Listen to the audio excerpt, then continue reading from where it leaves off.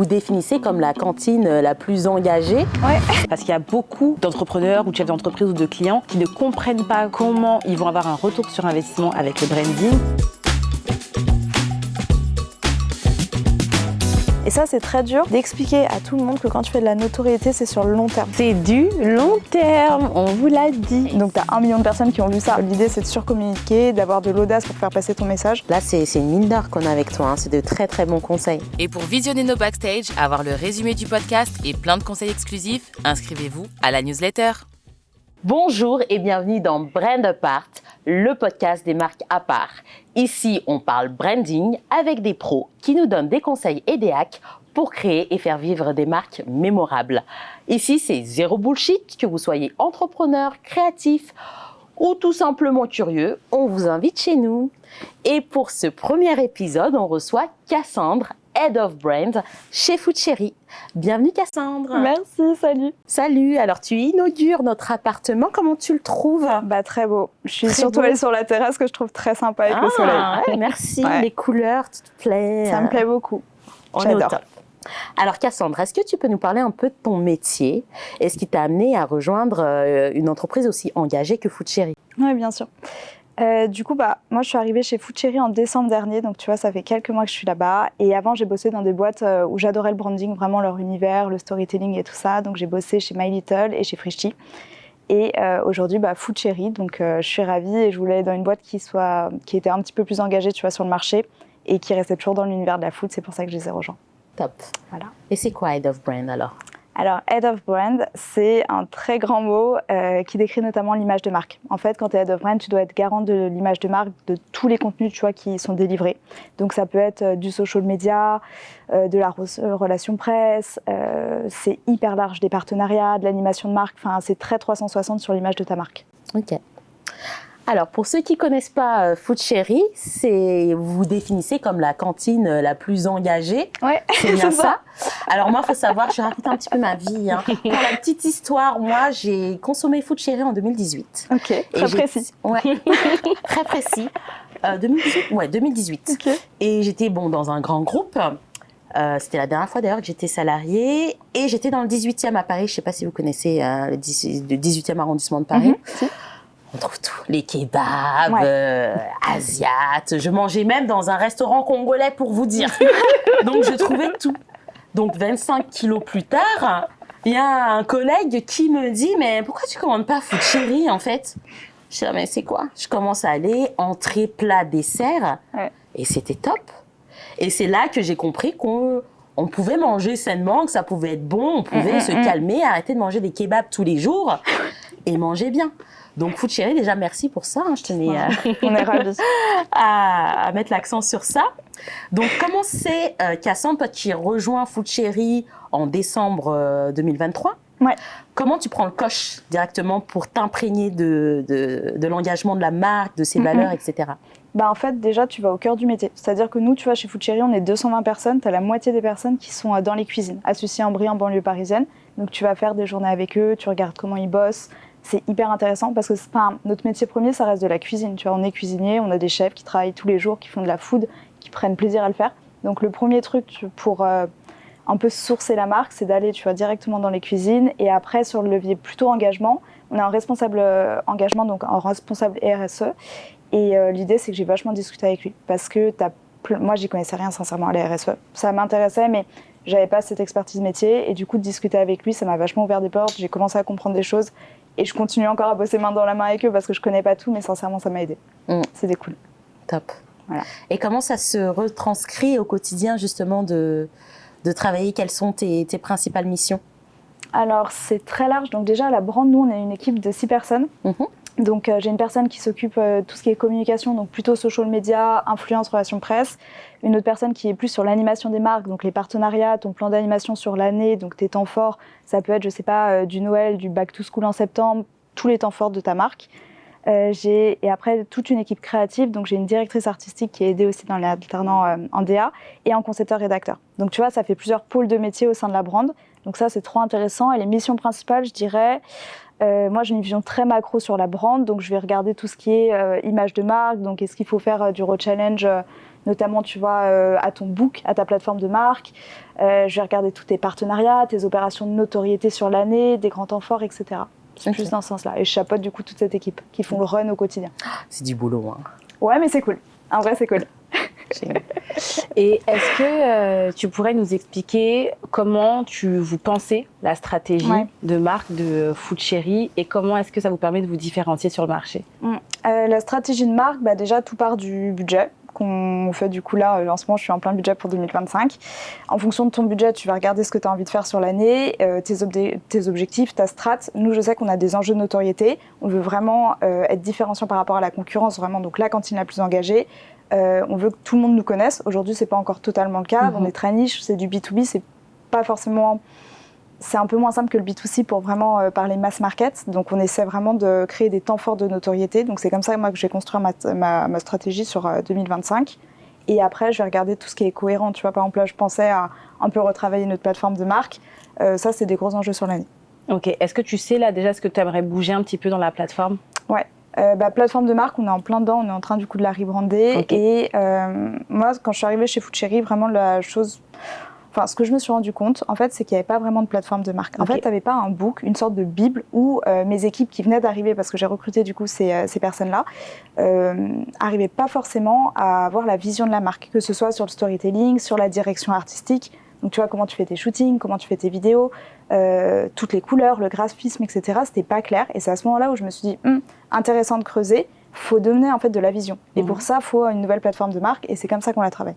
C'est cool. Ouais. De toute façon, c'est important. De toute façon, quand tu recrutes, si tu sais pas expliquer à tes équipes ou elles n'arrivent pas à sentir avec des éléments palpables, en fait, finalement, tu viens et ta perception, elle n'est pas biaisée ou du coup, tu es limité dans ce que tu veux faire. Ouais. Et là, vu que vous avez des enjeux de notoriété, en plus, du coup, c'est cool parce que je vois aussi que vous êtes calé sur ce qui se passe avec l'actualité. Là, vous avez une belle campagne sur les élections. Ça aussi, est-ce que tu peux nous en dire un peu plus? Hyper créa, hyper cool en plus. On est très contents. On a fait cette campagne avec Créapills. Ils sont venus vers nous, ils nous ont dit il faut qu'on craque un truc pour les élections. On était en mode ok, on va réfléchir. Et en fait, ils nous ont proposé un format du coup très cool pour les élections. Le principe, c'était de hacker ces fameuses élections en faisant de l'affichage sauvage sur les campagnes électorales. Et le but, en fait, c'était de réaffirmer nos engagements, de prendre la parole par rapport à ça. Et donc, c'est ce qu'on a fait. On a placardé à petite échelle avec du papier recyclé, etc. Et l'idée, c'était vraiment de le jouer en digital. On a placardé un endroit dans Paris, les affiches, on les a enlevées. Enfin, les Parisiens, en soi, n'ont pas du tout vu cette campagne. Ils l'ont vu en digital. Et c'est ce qu'on voulait faire passer vraiment comme message. Donc, on avait nos engagements qui étaient liés à des messages politiques pour faire des petits clins d'œil. Et ça a bien fonctionné. On est hyper contents là des retombées. On est encore en train de les analyser, mais on a regardé plus ou moins. On a plus d'1 million d'impressions. Super. Nice. Donc, tu as 1 million de personnes qui ont vu ça. Et sincèrement, on est trop fiers. Alors, pour donner quelques exemples aux personnes qui nous écoutent ou qui nous regardent, sur les campagnes d'affichage des Food Chéri, qu'est-ce qu'on peut lire? Les salades, ça ne se raconte pas, ça se mange. Une bonne campagne, c'est une campagne sans pesticides. Voilà. C'est ma préférée celle-là. Ouais, moi aussi. Est-ce que tu dirais du coup dans la plateforme de marque, là, donc si vous avez bougé un petit peu les valeurs, est-ce que l'audace va en faire partie? Ouais, exactement. L'idée en fait, c'est moi je me suis rendu compte en arrivant chez Food Chéri qu'on était hyper engagés, qu'on faisait plein de choses par rapport à d'autres entreprises qui sont de la food tech qui sont peut-être un petit peu moins engagées. Mais en fait, le seul problème, c'est qu'on ne le rendait pas assez visible. C'est-à-dire qu'on faisait tout en interne. Si vous regardez nos fiches produits pour les plats, quand tu disais que tu mangeais Food Chéri, tu vois tous les détails, le Nutri-Score, l'Eco-Score. Enfin, il y a plein d'infos. Déjà, il n'y a pas tout le monde qui le regarde. Il y a les gens intéressés le regardent. Mais au-delà de ça, tous les messages qu'on portait en interne, on n'arrivait pas à les délivrer en externe. Par exemple, on a arrêté le cabillaud, le bœuf et l'avocat. Parce qu'en termes d'environnement, c'était affreux. On l'a communiqué une fois. Mais en fait, aujourd'hui, on se dit qu'il faut surcommuniquer l'information. C'est parce que nous, on le sait en interne, qu'en externe, ils sont au courant. C'est donc, l'idée, c'est de surcommuniquer, d'avoir de l'audace pour faire passer ton message. Sinon, ça ne sert à rien. Comme par exemple, j'ai lu qu'il faut 1000 litres d'eau, c'est ça, pour faire 1 kilo d'avocat. C'est énorme. Ouais. Et ça, on s'en rend pas compte, tu vois. Moi, je savais pas avant d'arriver chez Food Chéri. Et quand on me l'a dit, je me suis dit, waouh, mais ok, vous avez communiqué il y a quelques années dessus, trop intéressant de prendre ce parti pris. Mais personne ne le sait. En fait, faut, au-delà de ça, de le dire en fait en externe, faut être ultra pédago. Que ce soit pour nos communautés ou même pour les gens qu'on connaît pas et qui tombent sur notre contenu au fur et à mesure. C'est hyper important. Exactement. Donc, toi, quels sont les conseils que tu donnerais justement à une marque pour mettre en highlight les valeurs? Le premier truc, je dirais qu'il faut être hyper transparent. En fait, si en interne, on est hyper OK avec nos valeurs, avec les engagements qu'on a pris, qu'on est sûr qu'on raconte pas le bullshit, c'est vraiment le truc le plus important avant de sortir du contenu en externe, juste qu'en interne, ça soit hyper bien aligné. Si c'est le cas, être hyper transparent avec la communauté. En fait, les gens attendent de la transparence, mais dans toutes les marques qui se montent, sincèrement, que ce soit de la mode, que ce soit de la food, de partout, on veut juste savoir concrètement ce qui se passe. Donc, moi, je dirais un max de transparence et de l'écoute par rapport à ta communauté et à tes cibles. Genre connaître leurs besoins et après y répondre. Et donc vachement faire, tu vois, il y a plein de fois où il y a de la co-création entre les marques, tu vois, entre la communauté et ta marque, ça c'est génial. Enfin, faut vachement co-créer avec ta communauté. Ouais, je suis d'accord. Voilà. Et puis ça demande pas un budget énorme, c'est-à-dire t'écoutes ton marché, tu es aligné avec ce que tu fais, avec ce que tu dis, et ce que tu dis, tu le fais. Ouais. Et il n'y a pas de problématique. Donc en vrai, il suffit juste d'être très transparent, très authentique, très sincère et de ne pas chercher à créer un besoin en fait finalement parce que c'est là où tu es obligé de faire beaucoup d'habillage, beaucoup de choses autour. Alors que quand c'est très simple, bah, finalement c'est facile. Quand tu as une émission aussi forte que Food Chéri, est-ce que c'est plutôt facile? Est-ce que tu penses que c'est toutes les marques qui peuvent avoir ce discours aussi puissant, aussi impactant? Non, sincèrement, je pense qu'en fait, ça dépend pas forcément de l'audience que tu as, de ta taille de ton entreprise, en fait. Tu auras peut-être une plus petite audience qui écoutera ton message, mais en fait, ton message, il doit pas changer en fonction de si tu es une énorme entreprise à 5000 salariés ou si tu es 2 personnes. Exactement. C'est ta base, c'est ta mission, ça change pas. Est-ce que tu peux me dire ce qu'il y a dans ta boîte à outils spéciale branding? Boîte à outils, je dirais vraiment le plus important, c'est tes piliers. En gros, c'est savoir exactement de quoi tu as envie de parler. Donc, pour te donner un exemple, nous, chez Food Chéri, on s'est dit, OK, quels sont les piliers de la marque?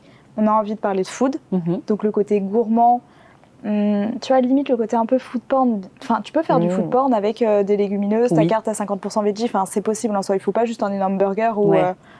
ça dégouline de partout. Ouais, en fait, tu peux faire un truc hyper sexy avec la food, avec des légumes aussi. Il faut juste bien le tourner de manière intelligente, mais ça peut fonctionner. Et c'est ce qu'on a envie de faire. Donc, tu vois, on s'est dit, il y a un premier pilier, c'est la food. Après, on s'est dit, nos engagements, c'est le truc le plus important aussi pour nous. Et après, on s'est dit, un peu un côté média interne. En fait, on a envie de montrer, quand je parlais de transparence, etc., on veut montrer ce qui se passe à l'intérieur, que ce soit du coup dans nos bureaux avec la team brand, mais ça peut être également dans nos cuisines, pour aller voir nos producteurs. Donc ça relie aussi la food. Pour l'instant, c'est nos 3 piliers. On est encore en train de le co-construire, donc il y aura sûrement un 4e. Mais je dirais définir les piliers. Et comme ça, après, chaque contenu sortant, donc quand tu communiques à ta communauté, tu sais exactement sur quoi tu parles. Et si du coup, c'est cohérent pour toi, c'est cohérent pour eux et le message passe après. Tu peux nous donner un exemple concret? Ouais. Bah, le média interne, typiquement, quand on s'est dit, OK, on veut montrer de la transparence, montrer ce qu'on fait, etc. Un truc super bête sur le social media. Avant, on montrait très peu ce qu'on faisait, on montrait très peu les équipes, on savait pas vraiment qui y avait derrière. Et l'idée première, moi je trouve, d'une bonne marque qui fait du bon branding, c'est vraiment le côté love brand, donc être proche de sa communauté. Et donc là, je me suis dit, OK, comment on fait? Il faut montrer les équipes en interne. Et donc, c'est des petits hacks, en fait, tout bête sur les réseaux sociaux. Maintenant, quand on se fait des shootings, qu'on fait des journées de tournage avec la team, et ben, on fait des backstage. Et aujourd'hui, on arrive à identifier chez Food Chéri qui est la community manager, qui est la directrice artistique, et c'est hyper parlant. Moi, je veux voir du vrai, je veux voir de l'humain derrière, je veux voir ce qui se passe dans les locaux, comment ils sont. Et c'est ce qui fonctionne. Et nous, on a vu la différence. Avant, on avait des stories hyper propres, hyper léchées. On est passé à un côté un peu backstage, on vous montre ce qui se passe. Enfin, les perfs, elles ont fait x4. Ouais. Et on n'a rien changé, on a juste mis de l'humain, en fait, et de la transparence. L'humain, x4. Ouais. Transparence. Justement, tu parlais de Love Brand tout à l'heure et là, tu viens de mentionner que tu as des marques que tu kiffes. Toi, en tant que Head of Brand, c'est quoi les marques qui te font vibrer? Moi, je me suis beaucoup inspirée de Respire. Respire, je sais, on le cite souvent, c'est un peu vu et revu, mais par contre, ça a été les premiers à faire de la co-créa. Ils ont créé leur page Insta en parallèle où ils faisaient de la co-création, où ça s'appelait La Ruche, je crois. Et ils faisaient tester en avant-première leurs produits et tout. Je trouvais ça super fort. Et ça, c'était il y a peut-être maintenant genre 3-4 ans. Donc, c'était vraiment au tout début de la co-créa. J'ai trouvé trop fort sur ça. Après, j'ai quoi comme marque? J'ai The Braderie. The Braderie, ils sont très forts sur les coulisses, côté backstage, etc. Et après Frishti, j'ai travaillé chez eux, donc c'est aussi pour ça. Mais même avant que j'arrive, c'est pas que moi qui l'ai mis en place. Mais le côté média interne dont je parle, etc., ça a été vachement imputé par Frishti, le côté transparence, de montrer tout les personnes derrière. Et ouais, sur ça, moi, je les trouve trop fort. Top. Est-ce qu'il y a une marque que tu n'aimes pas du tout? Ah, c'est super dur, ça, que j'aime pas du tout. Non, je dirais plutôt les marques de fast fashion parce que c'est du coup à l'inverse même si on parle pas on reste de la food, etc. chez Food Chéri, mais moi, typiquement, je dirais pas que j'aime ou j'aime pas. Enfin, oui, d'avis perso, j'aime pas, mais en fait, c'est surtout des marques où je pourrais jamais travailler dedans. Le branding, c'est de promouvoir ta marque, mettre en avant ta marque. Moi, je peux pas mettre en avant une marque où leurs engagements, déjà, il n'y a pas d'engagement et c'est dégueulasse derrière. Je peux pas. De toute façon, ça c'est hyper important parce que même dans notre façon de consommer aujourd'hui, on fait plus ou moins attention, en tout cas en fonction de nos valeurs. Mais toi, tu affirmes aussi que du coup, ton choix d'entreprise est drivé par les valeurs de l'entreprise aussi. Bien sûr. Et au-delà des valeurs, moi, c'est vraiment l'état d'esprit de la boîte. J'ai commencé chez My Little parce que ça me faisait rêver. Genre vraiment leur côté média, je l'adorais, leur newsletter, je la lisais tout le temps. Enfin, c'était vraiment une boîte qui m'inspirait. Et ils sont ultra inspirants quand tu es à l'intérieur, donc c'est incroyable. Et en fait, à chaque fois, j'allais dans des boîtes où j'étais en mode, ils ont quelque chose à m'apprendre en termes de branding, ils sont trop forts, ils sont meilleurs que moi, j'ai envie d'apprendre d'eux. Et donc, c'était chez My Little que j'ai commencé, donc j'ai tout appris. Et après, Frischti, donc je voulais aller plus dans l'univers de la food. J'étais OK, qui est bon sur le marché, etc. Et ben là, j'ai vu Frischti, j'étais en fait, c'est mon goal d'aller chez eux. En plus, pour la petite histoire, quand t'es arrivée, on t'a demandé c'est quoi le mot qui te définit. Et qu'est-ce que Cassandra a répondu? La food. C'est vrai, ça occupe tout mon temps perso, mon temps pro. Je pense que je passe 80% de mon temps à parler de food. Tous mes potes me disent arrête d'en parler. Je suis en enfer.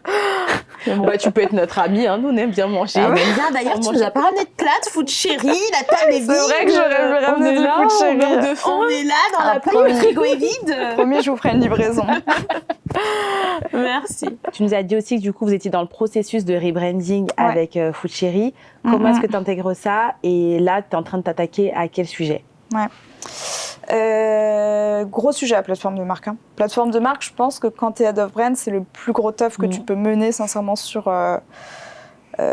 ton métier. Et moi, c'était je viens de passer head of brand, c'était vraiment le début pour moi. J'attaque avec ce chantier-là. Heureusement, je suis aidée par un mec super à côté qui m'aide, mais c'est un énorme travail. Et en ce moment, on est en train de bosser sur toute la partie identité visuelle qu'on fait avec notre directrice artistique parce qu'il faut vraiment quelqu'un qui s'y connaît. Et ça, c'est un énorme taf, notamment sur la partie toute l'identité visuelle, notamment au shooting, les photos, etc. En gros, moi, quand je suis arrivée chez Food Chéri, je me suis rendu compte qu'on mettait beaucoup sur nos communications. À chaque fois, c'était un fond neutre, donc avec les couleurs de notre charte, mais un fond et des petits pictos. Et en fait, on parle de food. Alors, je sais pas, tu parles de food, tu as envie de voir ton plat, tu as envie que ce soit gourmand, tu as envie de comprendre comment il a été fait, je sais pas comment il est ce plat. Sûr. C'est de la food, tu as envie de le manger. Et en fait, on ne montrait pas forcément ça, de temps en temps, mais ce n'était pas la priorité. Il y avait très peu en fait, de visuels qui exprimaient ta food. Et du coup, c'est un des premiers trucs qu'on a changé dans la plateforme de marque en disant demain, on veut que du visuel. Et en fait, si tu mets du visuel, tu n'es pas obligé de rajouter plein de mots, du picto, etc. parce que le visu parle de lui-même. La food te donne envie, il n'y a pas grand-chose à ajouter. Veggie is the new black. Non, mais c'est vrai, parce que c'est beaucoup plus facile de donner envie avec, je sais pas, un burger, des grosses pâtes carbo, ketchup pépé, des plats assez gourmands. Sincèrement, t'as un légume en face de toi, va le rendre sexy, c'est un peu compliqué. Donc il y a un taf énorme derrière. Et ça, sincèrement, merci les photographes. Bien sûr que nous, moi en tant que head of brand, je vais penser de manière macro en disant faut le rendre sexy, il faut le rendre désirable, etc. Certes, mais en fait derrière, c'est surtout le photographe qui le met en avant avec la directrice artistique. C'est un taf à part entière. Demain, moi, tu me sens en shooting, je suis incapable de te faire une photo. Je l'ai dans ma tête, le visu. Pour le rendre comme dans ma tête, c'est impossible. Merci les photographes, merci les directeurs artistiques, merci les vidéastes, merci les équipes de production qui nous permettent de mener nos projets. Merci à tous. Merci à tous. Ah oui, et il y a aussi un sujet intéressant sur la plateforme de marque aussi, c'est qu'on s'est dit qu'il fallait vachement augmenter au niveau de la vidéo. En gros, avant, chez Food Chéri, il y avait de la vidéo de temps en temps, c'était bien, etc. Mais en fait, aujourd'hui, on se rend compte notamment sur des plateformes, je parle même pas que de social media, maintenant, tu as des sites, tu regardes le site de Big Mama, c'est de la vidéo quand tu arrives sur ta homepage. Donc en fait, la vidéo, elle est partie prenante de ta boîte et de ton image de marque. Et donc en fait, on s'est dit, ok, la vidéo, il faut vachement le pousser. Et c'est notamment, t'arrives, je trouve aussi plus à exprimer ton côté un peu food ultra alléchante de par de la vidéo, parce que tu peux vachement faire des jeux avec ta food vs de la photo qui des fois reste statique. Exactement. Donc en fait, je pense qu'il faut, t'as un juste milieu entre utiliser ta photo, ta vidéo, mais il faut allier les deux. Après, c'est le contenu le plus consommé en termes ligne. de perf. Aussi, c'est intéressant. Comme tout à l'heure, on parlait de love brand, d'affect. La vidéo, je pense que c'est le meilleur moyen de faire passer des Ouais. sentiments. Surtout qu'en plus, vous allez à la rencontre donc, des producteurs, vous avez des cuisiniers, c'est votre métier. Donc en fait, même là, le simple fait de voir comment est-ce qu'on peut cuisiner différemment ou de voir le chef rendre la food vraiment sexy où il a préparé ton plat. Là, il y avait une petite vidéo où il y avait une fille qui descendait du bureau et donc le chef savait exactement ce qu'elle aimait, donc il se dépêchait, etc. pour lui préparer. Mais tu vois, c'est juste, c'est fun, c'est léger. Ouais. Et en fait, toute la gourmandise ne doit pas que être gustative. En fait, c'est le contenu qui est cool et tu as envie de commander. Là, du coup, maintenant, j'ai envie de commander. J'adore. En plus, au-delà de l'aspect food, il y a tout cet aspect aussi de développement durable, de te dire que en plus, quand tu consommes Food Chéri, tu changes le monde en mangeant. Ça, tu vois, c'est cool. Donc, tu peux l'emmener de tellement de manières.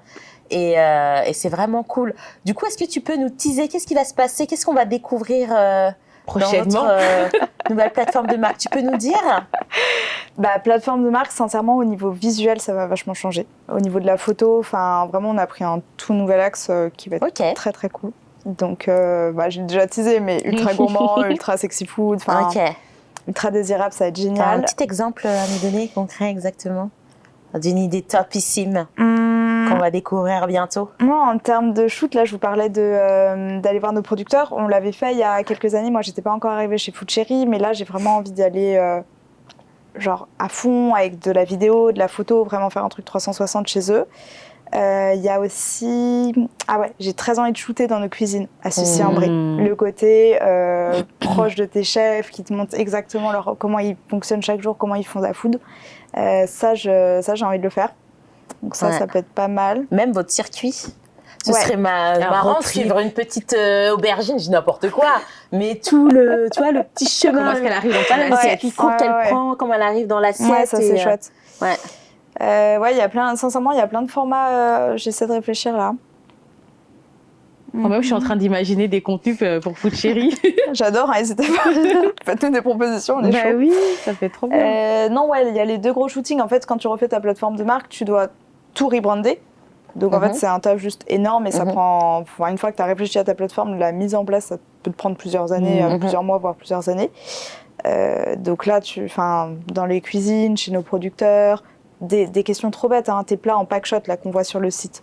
Ça, typiquement, il faut tout rebrander. On a des milliers de recettes. Ça va être un boulot monstre. On ne se rend pas compte en fait de la plateforme de marque et derrière la mise en place. D'accord. Et c'est quoi les red flags qui disent que là, c'est bon, il faut rebrander dans une marque? Là, c'est fini. Là, on arrête tout, il faut qu'on prenne... Je pose des questions et on voit ce qui se passe. Je pense que ça dépend déjà beaucoup de la vision de chacun et ça dépend de ta cible. Si tu es une cible, je ne sais pas, de plus de 50 ans, c'est peut-être des personnes... c'est un gros stéréotype, mais c'est peut-être des personnes qui vont faire un petit peu moins attention à l'image de marque. Si tu es dans un peu un écosystème très parisien, très trentenaire, c'est des gens qui vont, quand tu les vois consommer et que tu leur demandes comment ils consomment, la plupart du temps, ils disent « je consomme parce que j'ai vu cette marque-là, elle m'a parlé au niveau de l'identité et pas forcément du produit ». Donc il y a un énorme enjeu sur ça. Donc je pense que ça dépend déjà de ta cible. Donc il faut être ultra bien adapté. Une fois que tu as construit ton brand book, après tu le délivres en termes de contenu sur plusieurs années. Et en fait, les personnes qui délivrent ce contenu, elles peuvent changer dans ton entreprise. Tu as plusieurs directeurs artistiques qui vont rouler. Pareil au niveau des head of brand, etc. Et en fait, je pense qu'à chaque fois que tu as quelqu'un qui arrive, ça peut être positif en insufflant un nouveau souffle, mais ça peut aussi un peu dériver par rapport à la plateforme de marque initiale. Et donc à ce moment-là, quand on voit qu'il y a trop d'écart, là, il faut peut-être dire stop et dire OK, il faut un peu se remettre sur la plateforme de marque initiale. Mais en fait, peut-être qu'à ce moment-là, la plateforme de marque initiale, elle n'est plus à jour. Et là, OK, il faut rechanger. Mais en fait, tu as plusieurs...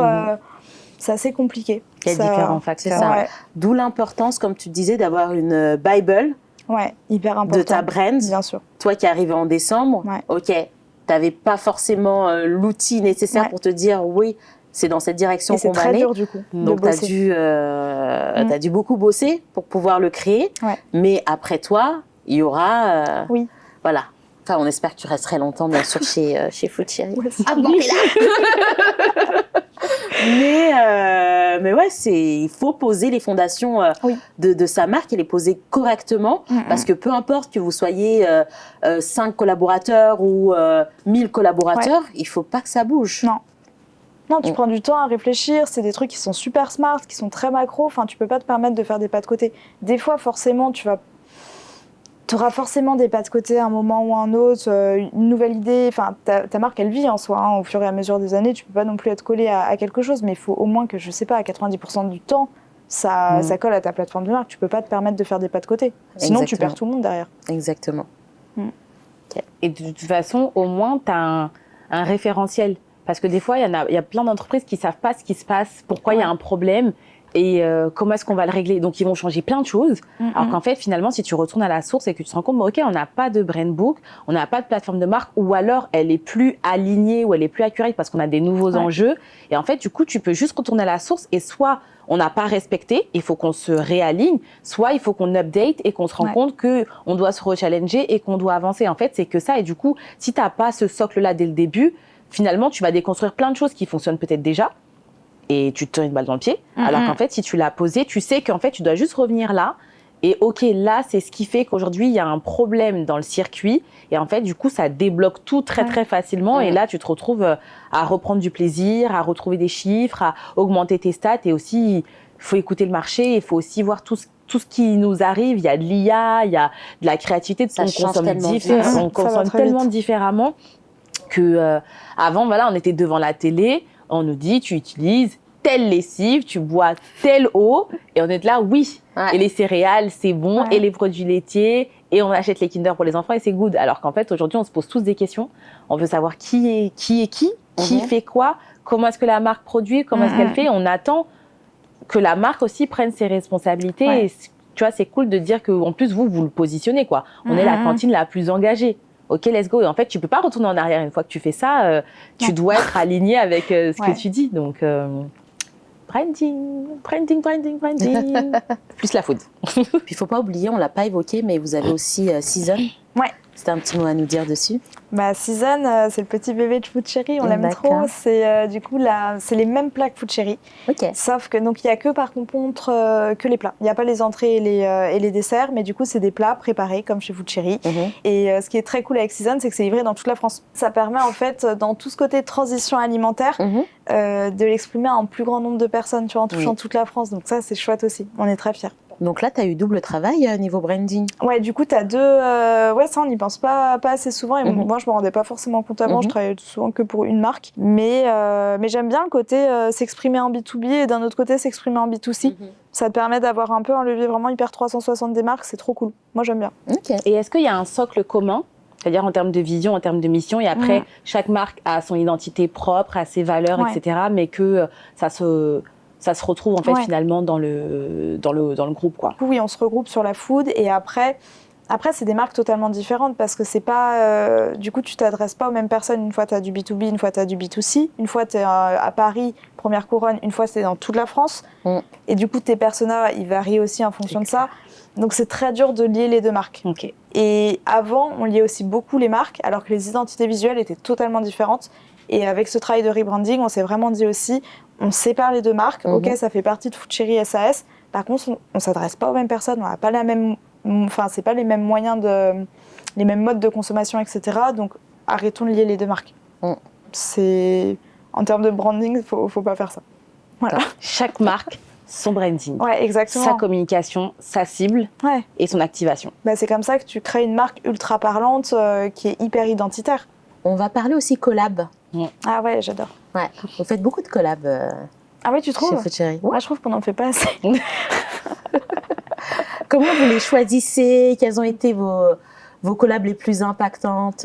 Dis-nous tout. On choisit déjà des marques vraiment qui soient à chaque fois ultra affinitaires. Donc, c'est-à-dire que quand tu vas chercher une collaboration avec une marque partenaire, il faut qu'ils aient en fait la même communauté derrière ou des communautés plutôt affinitaires. Par exemple, si tu vas faire, je sais pas, un partenariat avec une marque qui a vraiment rien à voir avec toi, je sais pas, t'organises un échange de visibilité 360, notamment en social media, tu fais un jeu concours. En fait, tu vas recruter du coup dans leur communauté, oui. Mais le souci, c'est que si ils ont aucun attrait pour Food Cherry, 2 jours après, les gens ils vont partir. Et ça peut être des marques hors food, etc. Je te dis pas qu'il faut absolument trouver une marque de food engagée, tu marcherais dessus. Non, il faut juste trouver des marques qui aient juste la même vision que toi dans. Top. Justement, au moment où on se parle, Il y a un jeu concours en ce moment avec Vanit, c'est ça? Donc pourquoi cette collab? Putain, j'ai milité pour ce truc. J'essaie de faire le lien. Ouais, bah en fait le lien il est super simple. Moi maintenant j'arrive à te faire des liens, je pense que personne les comprend, mais parce que j'ai beaucoup travaillé sur les partenariats et donc maintenant je te fais des liens sur tout, même quand il y en a pas, mais là il y en a un vraiment. Vanit, typiquement, quand tu regardes, nous chez Food Cherry, t'as ce côté un peu trentenaire, 35 ans, qui aime bien manger, donc tu peux aller un petit peu sur ce côté, le week-end, qu'est-ce qu'ils vont faire? Les Parisiens, ça fait 1 an que, je sais pas vous, mais moi, dans tous mes potes, tout le monde fait des road trips en van. Genre, c'est le nouveau truc que tout le monde fait.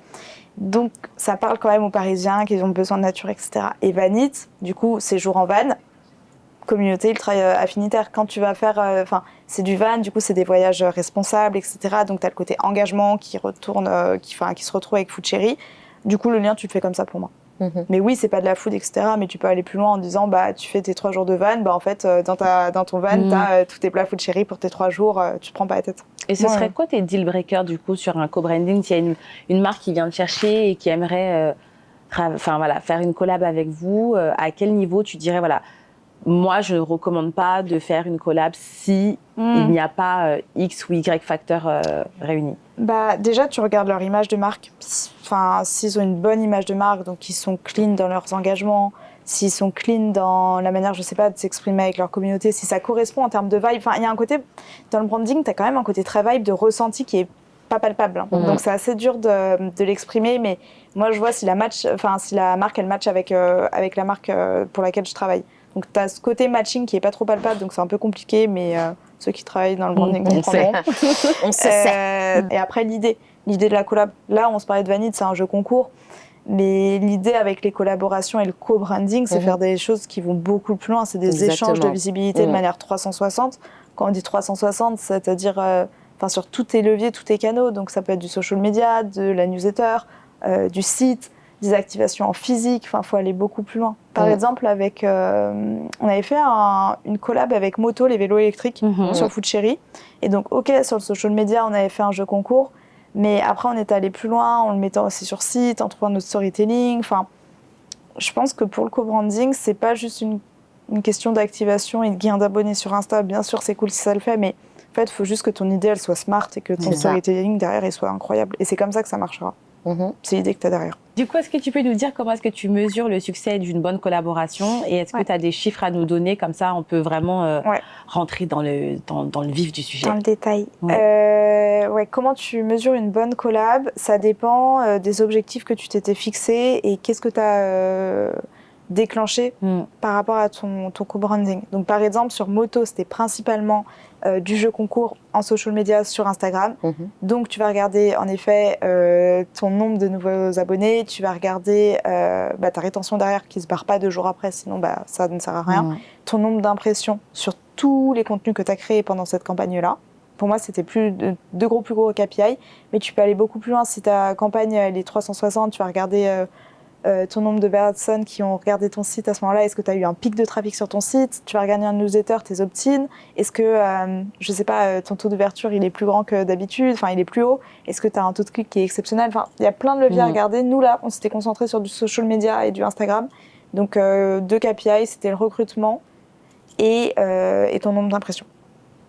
Et si les résultats de cette campagne, c'était pas mal. Je crois qu'en impression, on avait eu plus de 300K. Je peux vérifier? Oui, bien sûr. Pour pas vous dire de bêtises. Je crois qu'on avait eu plus de 300K sur le jeu concours. Donc sincèrement, on était contents.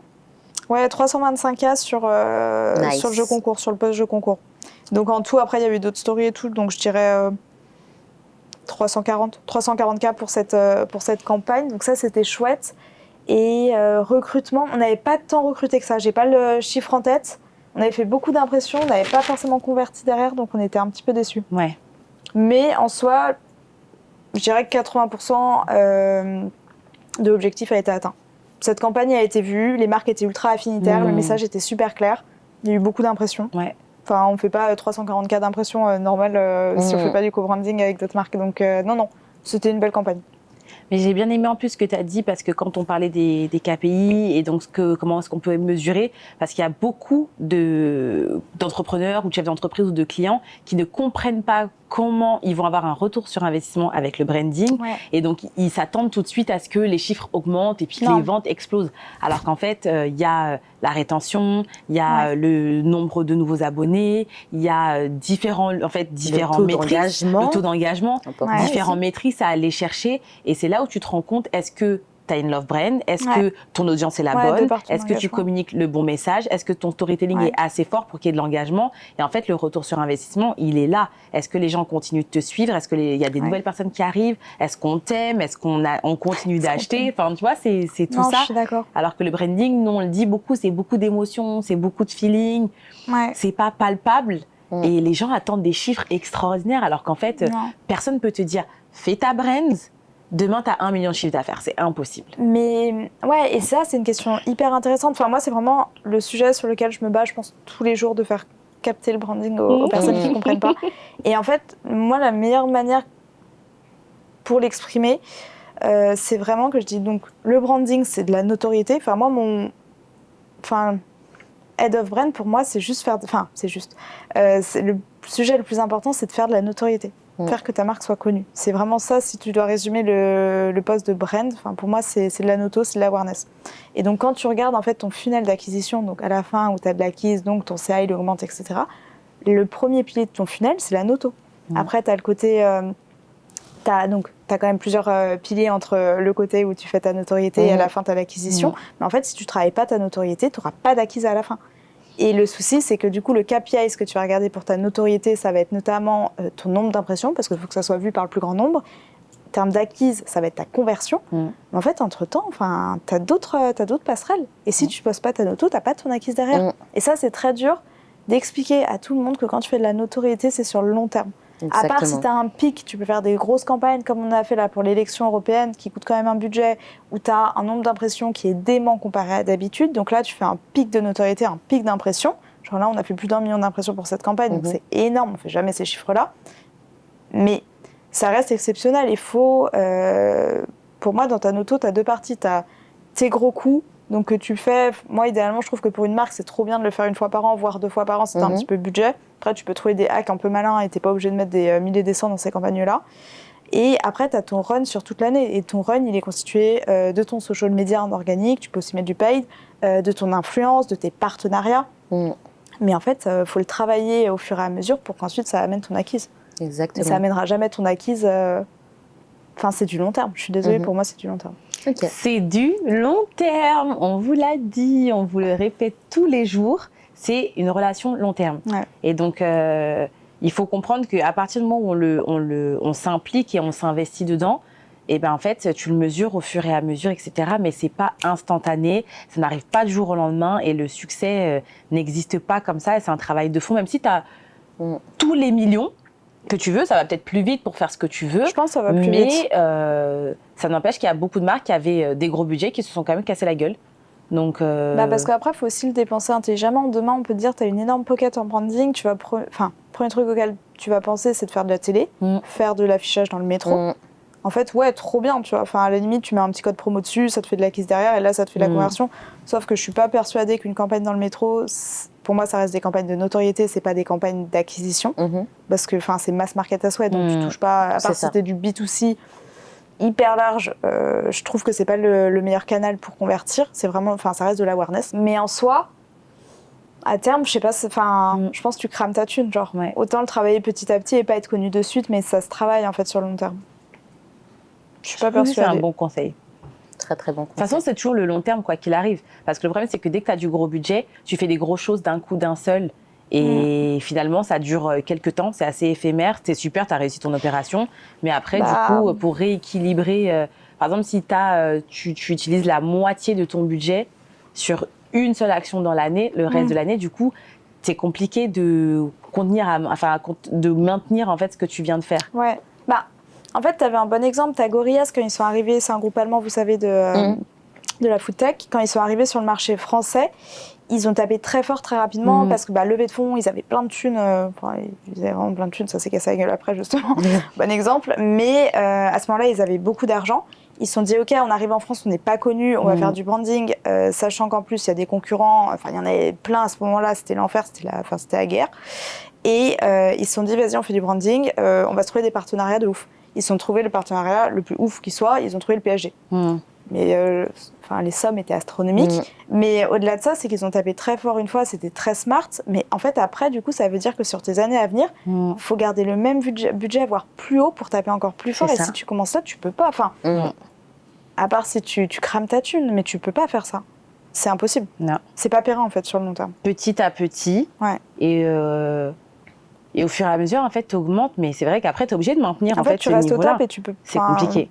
Tu peux pas mettre autant d'argent dans ton branding, à part si ta boîte fait énormément de CA, mais c'est très compliqué. Enfin, moi, je trouve ça pas simple pour ta Alors, boîte. quel conseil, toi, tu donnerais dans ces cas-là à une marque qui se lance, qui démarre, qui n'a pas les budgets des big brands, mais qui peut, à son niveau, faire quelque chose de bien et qui a du sens? Moi, je pense qu'il faut la jouer full organique. Hein. Même les boîtes qui ont de la thune, moi, j'ai toujours bossé dans des boîtes où 90% du temps, c'était de l'organique. Hein. Exactement. Si ça marche pas en organique, ça marchera pas en paye derrière. Hein. Donc, c'est ce que je disais tout à l'heure. Ah ouais, j'ai exactement dit ça. Ouais. Ah, mais c'est exactement. Enfin, c'est la vérité. Hein. Ouais. Tu peux mettre du paye sur un truc qui marche pas, ça marchera pas mieux. Hein. Enfin, ton CPM, il sera dégueulasse. Hein. Je jure que par le CPM. Non, ça sera affreux. Enfin, faut pas faire ça. C'est ça. Et donc, une marque qui a pas vraiment de moyens, moi, je dirais donc tout jouer en organique, pas commencer à vouloir faire du paid ou par petites touches. Il y a un jeu concours dans le mois, on met un petit peu de paid dessus pour augmenter la visibilité. Oui, pourquoi pas. Mais jouer en organique, créer une communauté solide. Donc, en faisant ce qu'on se disait, le média interne, la love brand, faut mieux une petite communauté avec un taux d'engagement de ouf qu'une marque qui a 200K d'abonnés sur Insta et qui, enfin, il y a 3 pauvres likes derrière. Et il n'y a pas de CA derrière. Enfin, t'as les communautés qui sont vides de sens, donc en fait, ça ne sert à rien. Donc, ouais, la jouer en organique, faire du contenu qui soit malin. Il y a plein, enfin, je pense qu'il faut être super smart. Chez My Little Paris, on nous a toujours appris à vraiment faire des trucs de ouf avec sincèrement rien, donc c'est-à-dire pas forcément de budget sur un truc. Ou... C'est à ce moment-là où t'es le plus créatif. Ouais. Hein. Et en fait, juste laisser parler ta créativité et je trouve que c'est hyper important. Par exemple, la campagne Créapils pour les élections européennes, on a bossé avec une agence, c'était trop bien. Mais en fait, tu te dis, si on avait eu le temps, on se serait posé en interne, on aurait réfléchi à faire une OP par rapport à un temps fort dont tout le monde parle. Là, c'est les élections, mais il y a plein d'autres temps forts hyper importants. Ça peut être les JO prochainement. Enfin, il y a plein de choses. Juste hacker. Le meilleur mot, c'est de hacker. T'as pas de thunes, etc. Tac, un truc un peu intéressant. Tu fais ta petite idée un peu smart derrière. T'as pas besoin d'argent. Et il faut pas commencer en mettant de la thune. Il faut commencer en étant vraiment smart et créatif. Tout ce qu'on a dit. Ah ouais? Franchement, ouais. Ouais, c'est cool. Donc, c'est top. Super intéressant. Est-ce que tu as une dernière question ou un mot de la fin? Qu'est-ce que tu aimerais dire à Cassandre? Bah, tu m'as volé ma dernière question. C'était quoi? Bah, les conseils qu'on peut donner. Ah, bah désolée. Après, moi, j'aurais peut-être précédé dans la food aussi. Ouais. Les conseils dans la food. Food tech. Bah, food tech. Moi, je dirais food, c'est montrer ton produit, que ce soit. En fait, moi, je compare souvent la food et la skincare. C'est souvent des domaines, des milieux où tu as envie de savoir ce qu'il y a derrière, en fait, parce que les consommateurs sont devenus ultra exigeants. Tu as d'autres domaines où, sincèrement, les consos, ils vont pas mettre leur nez dedans, ils y comprennent rien et ça les intéresse pas trop. Ouais. La food et le skincare, et la mode, bien sûr, c'est des domaines qu'on regarde pas mal. Donc, je dirais, en fait, faire de ta food, le prendre exactement pareil que d'autres domaines. Je le dis souvent, c'est... Enfin, moi, quand je regarde des benches de marques, etc., je regarde pas forcément des marques food. Hein. Moi, ce qui m'inspire, c'est de regarder d'autres marques et de me dire, OK, qu'est-ce que je peux faire en liant à la food? Donc, ça n'a rien à voir, mais cette idée est smart, faut en faire quelque chose. C'est plutôt dans ce sens-là, donc rester un peu ultra éveillé sur ce qui se passe, hyper authentique, montrer ce qu'il y a derrière tes produits, faire un truc très simple, très basique, transparent, hyper transparent sur la food. Et donner envie, faire tester, faire des micro-trottoirs dans la rue, faire des campagnes qui en parlent. Classique. Et des partenariats. Très important le co-branding, très très important. Et dans la food, encore plus, ça peut être hyper sympa avec des chefs. On pense toujours des chefs étoilés, des chefs de top chefs, etc. Mais en fait, pas du tout. Il y a des petits chefs montants à Paris qui sont trop stylés, où on adore leur resto. Ils sont pas hyper connus, mais vu que la marque vient de se monter en food, elle n'est pas hyper connue non plus, donc on va pas se prendre en chef étoilé maintenant. Faites des partenariats et justement, en allant dénicher un peu ces petites pépites, ça fait un peu le rôle de marque... je sais pas comment dire, un peu grand frère et grande sœur qui va dénicher des talents. C'est super smart de faire ça. Top. Voilà. Là, c'est une mine d'or qu'on a avec toi. Hein. C'est de très, très bons conseils. Surtout dans ce secteur. Non, c'est cool. J'aime bien cool. ça. Parce que pour nous, c'est, tu vois, Ça coule de source, mais Ouais. il y en a qui ont besoin de l'entendre et c'est important de mettre la lumière dessus. Carrément. Merci Cassandre. Merci à vous, Merci c'est trop beaucoup. cool. Merci d'avoir inauguré notre appartement, Avec d'être plaisir. venu pour tout cette plus-value que tu nous as donnée. Avec plaisir. Et puis, on va suivre attentivement ce qui se passe. Bah ouais, la nouvelle plateforme. L'évolution de la plateforme On des marques. attend nos plats. Donc, on sera obligé de la réinviter pour goûter nos plats dans le canapé, tranquillamento tranquille. C'est ça. Trop cool. Bah, merci à vous, c'était trop chouette de pouvoir en discuter. Merci. Génial, merci beaucoup. Merci. Top. And if you don't know, now you know. Merci d'avoir écouté Brenda part. Envie de découvrir les coulisses du podcast? Rejoignez notre newsletter. On vous enverra des outils et des conseils exclusifs pour amplifier votre marque Et si vous avez kiffé l'épisode, n'oubliez pas de nous mettre 5 étoiles. et de le partager à quelqu'un qui en a besoin. À bientôt pour un nouvel épisode.